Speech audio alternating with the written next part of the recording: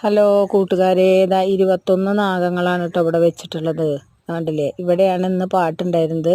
അരമണിക്കൂർ നേരം പാട്ട് പാടി ഞങ്ങൾ. അത് കഴിഞ്ഞതിന് ശേഷമുള്ളതാണ് കേട്ടോ അത്. കണ്ട, അപ്പോൾ പാലും പൊടി പൂജയൊക്കെ ചെയ്തു.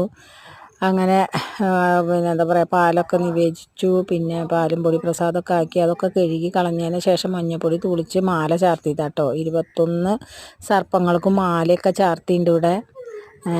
അതിലിത് അതിൻ്റെ അപ്പുറം പാടങ്ങളാണ്. കണ്ടോ, കുറേ ഇനി 1/2 ഏക്കർ സ്ഥലത്ത് പിന്നെ നാഗങ്ങളെ പ്രതിഷ്ഠിക്കണം അടുത്ത പ്രാവശ്യം എന്നാണ് ചേച്ചി പറഞ്ഞിട്ടുള്ളത്.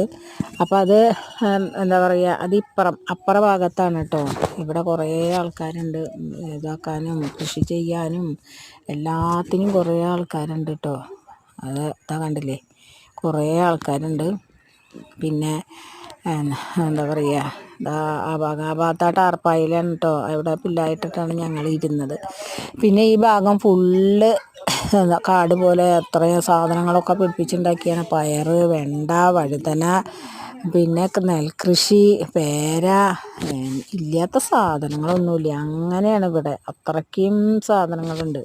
അവർ തന്നെ മത്തൻ, വെള്ളരി, കുമ്പളം, അവർ ഒരു സാധനം പുറമൊന്നും വാങ്ങിക്കില്ല. ഫുള്ള് ഇവിടെ നിന്നാണ് അവരുടെ ഭക്ഷണം, എല്ലാ കാര്യങ്ങളും ഒക്കെ ചെയ്യണതൊക്കെ ഇവിടെ നിന്നാണ് കേട്ടോ. അങ്ങനെതാ ഞങ്ങളിതാ എല്ലാ ഒരു ദിവസം പാർശ്വിച്ച് എല്ലാതും ഞങ്ങൾക്ക് കൊണ്ടുപോയി കാട്ടിത്തന്നു. എല്ലാ ഭാഗത്തും ഒക്കെ ആയിട്ട് കൊണ്ടുപോയി കാട്ടിത്തന്നു.